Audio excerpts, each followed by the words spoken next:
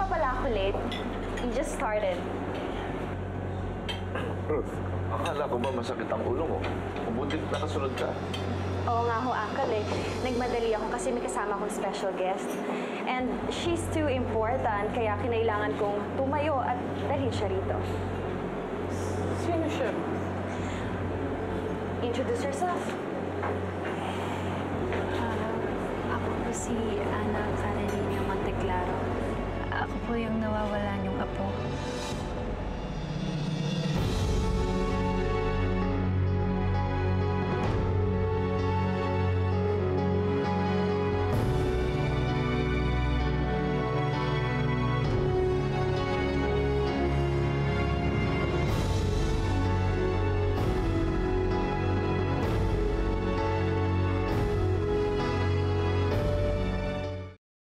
Uy, nakita niyo na ba yung pang-apat daw na Ana Karenina?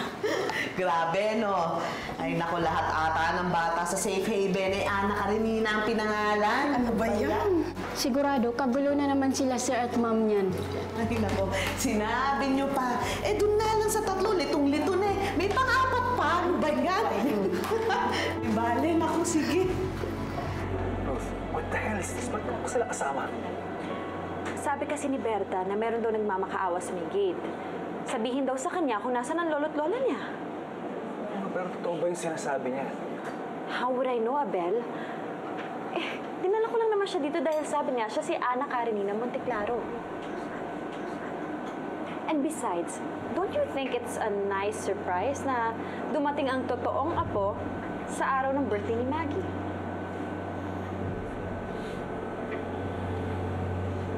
Totoo ba sinabi mo na ikaw si Ana Karenina? Sir Dan, hindi ito ang tamang lugar para pag-usapan yan. Baka mapahiya yung mga bata. Yes, you're right. But, excuse me. Yes, sir. We need another part. Okay, papanda ko po agad.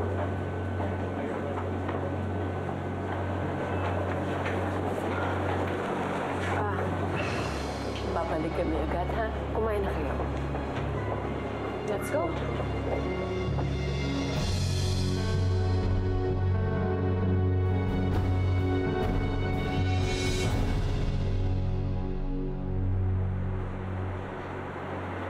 Totoo ba yung sinabi mo na ikaw si Ana Karenina Monteclaro? Ang anak ni Maggie? Ang aming apo? Opo, ako nga po ang taong hinahanap niyo. Meron ka bang pruweba? Nasaan na yung birth certificate mo? Birth certificate po ba? Ito po, oh. Sir.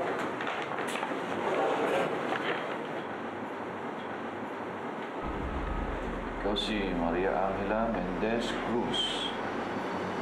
Nanay mo, Stella Mendez Cruz. Tatay mo, Andrew Cruz. Taga San Jose, Mindoro ka? Occidental Mindoro. Hindi ka pinanganak sa safe haven?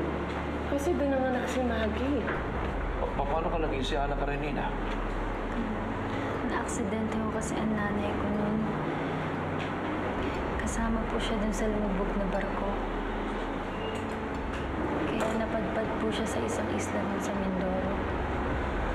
Sanggol pa lang po ako nun eh. Pero buti na lang po na iligtas po siya ni Tatay Andres. Pero nung mailigtas po siya, wala na po siyang maalala. May amnesia na po si Inay. Dinala po siya ni Itay sa bayan nila. Doon, nagmahalan sila, ikinasal. Kinilala niya po kung tunay niyang anak. Kaya din po iba yung pangalan ko sa birth certificate. Sila na pong dalawa ang nagpalaki sa akin.